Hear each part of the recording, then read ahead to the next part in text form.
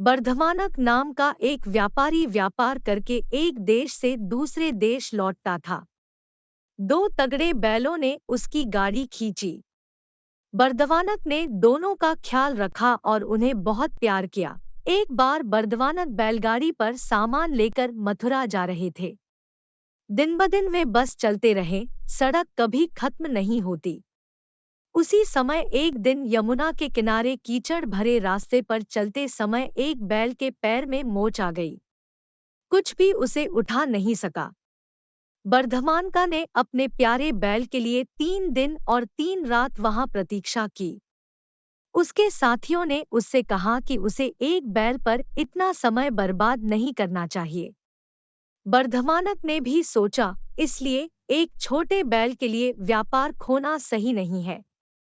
फिर भी उसने कुछ आदमियों को वहां बैल की देखभाल करने के लिए छोड़ दिया। बर्धमानक के जाते ही बैलों के रखवालों ने सोचा कि इस सुनसान यमुना के किनारे बैठे बैल का कोई फायदा नहीं है। इसके अलावा कौन जानता है कि इस वन प्रांत में कोई जंगली जानवर नहीं है। इसलिए उन्होंने सोचा कि वहां रुकना सुरक्षित नहीं है और बैल को छोड़ दिया। अभागा बैल वहीं अकेला रह गया। 5-7 दिन और बीत गए।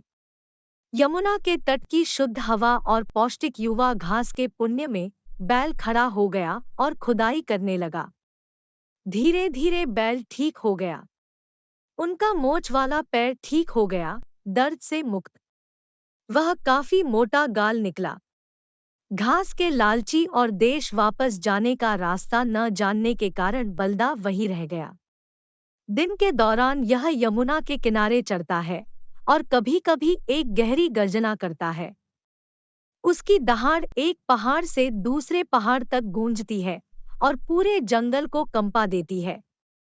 रात में वह पहाड़ की गोद में एक पेड़ के नीचे सोता है। इस तरह वह अपने दिन बिताते हैं। उस वन का राजा पिंगलक नाम का एक भयंकर सिंह था। राजा पिंगलक अपनी पत्नियों, मंत्रियों और परिचारकों के साथ शिकार के लिए निकले थे। शिकार के लिए इधर-उधर भटकते भटकते पिंगलक का बड़ा सिर हो गया। जैसे ही वह यमुना का मीठा पानी पीकर अपनी प्यास बुझाने के लिए यमुना के पानी में उतरा, दूर के बैल ने एक गहरी गर्जना की। गर्जना सुनकर पासुराज पिंगलक बहुत भयभीत हो गया। उसने सोचा, यह अवश्य ही किसी राक्षसी पशु की दहाड़ होगी, यह अवश्य ही मुझसे अधिक बलवान होगी।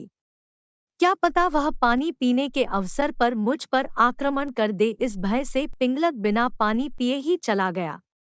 राजा को भयभीत देखकर उसके सेवक भी कम भयभीत नहीं हुए। इसी बीच दो लोमड़ी मित्र करकट और दमनक एक पेड़ के पीछे बैठे थे। ये पासुराज सिन्हा के मंत्रीपुत्र थे, लेकिन किसी कारण से वे अपना अधिकार खो बैठे और दोहक में अपने दिलों में लौट आए। पिंगलक उन्हें नेत्रों से देख नहीं सका। उन दोनों लोमड़ियों में से दमनक अधिक चतुर था। उसने कहा कि मित्र करकट, इस अवसर पर कायर राजा का मंत्रालय वापस पा सकता है। कैसे सुनते हैं? पसूरज पिंगलक हमें अपनी आंखों से नहीं देख सकते। अब एक अवसर है। राजा भयभीत है, मंत्री और भी अधिक। अब यदि मैं राजा का भय दूर कर सकूं तो सेवकाई हाथ में है। देखो मित्र, गैर मुद्दों को मुद्दा मत बनाओ, उसमें खतरा है। अधिक चालाकी करते हुए उस फुर्तीले वानर की दशा में मत रहना। से क्या है? तब करकट ने बहुत चतुर की गर्दन में रस्सी कथा कह सुनाई।